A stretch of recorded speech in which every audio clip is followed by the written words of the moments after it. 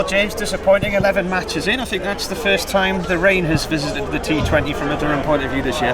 Yeah, I mean, to be fair, right throughout the whole season so far, we've had not much rain at all. So, yeah, disappointing. Actually, you want to play a game of cricket. We were going along okay there, and I think it was shaping up to be quite a good game. Lancashire probably felt if they got another sort of 30 runs on their score that they would have been in the game, with the nature that particularly the first 17 overs sort of fell with the dominance of spin in the game. 160, 165 would have been an interesting game. So, yeah, just disappointing that the rain's coming. It was interesting early doors. I think Paul Coughlin and Andrew Tye went for 17 each in their first 2 overs. Then the overs either side of them, one was a wicket made and one went for 1 run. Yeah, there was some average stuff in the power play, and there's some brilliant stuff in the power play, and sometimes that's just the nature of T20.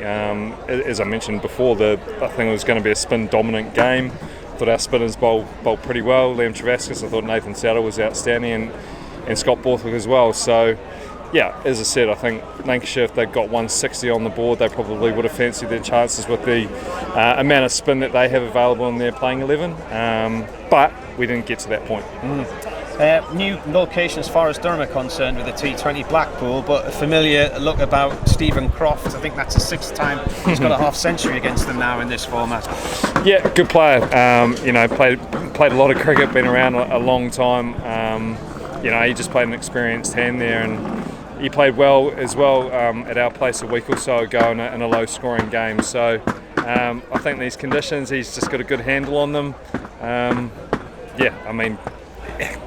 He's a seasoned performer, so I wouldn't expect anything less from him. Nathan Souter limped off after he'd finished his 4 overs. Had he twisted his ankle in the field? He'd slipped over a few times. No, he just felt a little bit of a niggle in his high hamstring actually. So he seems okay.